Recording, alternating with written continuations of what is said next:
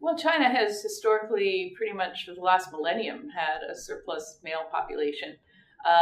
In fact, the only period of time in which the sex ratio was roughly normal was a couple of decades under Mao Zedong. But certainly the scale on which girls are being culled from the birth population has accelerated due to the presence of ultrasound, amniocentesis, and other methods for detecting the sex of a fetus in the womb, as well as the imposition of the one-child policy announced in '78 and began to be implemented in '79. So that took an existing kind of son preference and kind of ramped it up onto steroids. And I think the abnormal sex ratio, it's about 118 little boys being born for every 100 little girls now in China, are a result of that.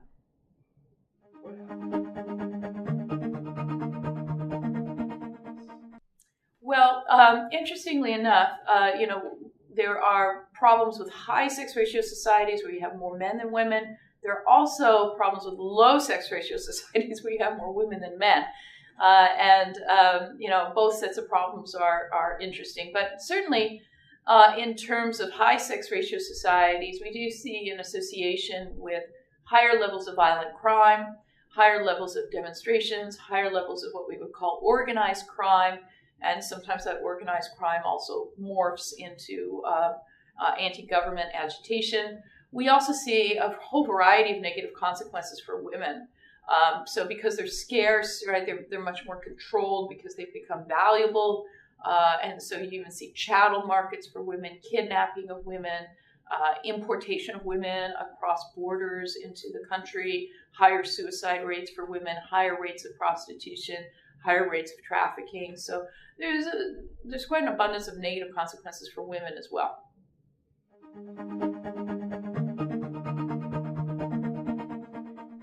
Oh, absolutely. If you went back into history, virtually all societies preferred sons to daughters because they were largely patrilineal, organized around men, and women were just, necessary to have sons, basically.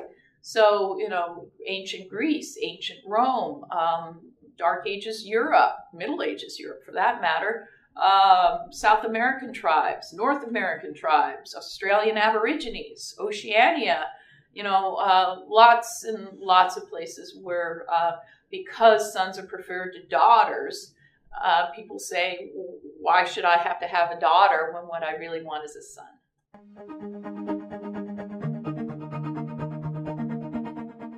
Yeah, quite a few, actually. Of course, India, all right, has probably the next worst sex ratio, has about 113 boy babies being born for every 100 girl babies. Vietnam has a problem. Its sex ratios, I think, are actually worse than China's at this stage. Taiwan has a sex ratio problem. There are also other nations that have a lesser problem and is probably more passive infanticide than active infanticide. So rather than, oh, it's a girl, let's drown her, it's, oh, it's a girl, we won't bother feeding her well, we won't take her to the doctor when she's sick, right? So they don't kill her, but they don't take care of her.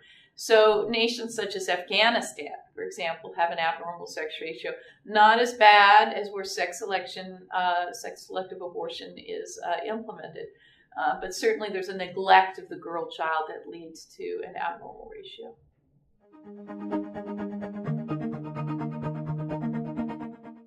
Right, well, you can imagine that, as we've talked, with consequences such as crime and organized crime and anti-government agitation, that this kind of creates a national security issue for the government.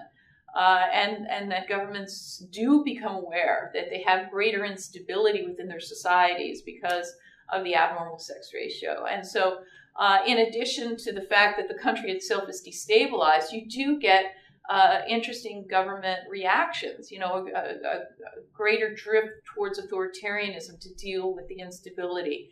We also see more of an emphasis on the country being respected in foreign affairs because the government has to keep the respect of this restive portion of their society. So you often see a sort of a more bellicose, more sensitive to insults, type of foreign policy coming out of the government. An increase in nationalism, and also possibility an altered calculus of deterrence. When you have tens of millions of young men, and you're not really sure that they're positive influence on your society, it may make you look differently at conflicts which may result in attrition warfare.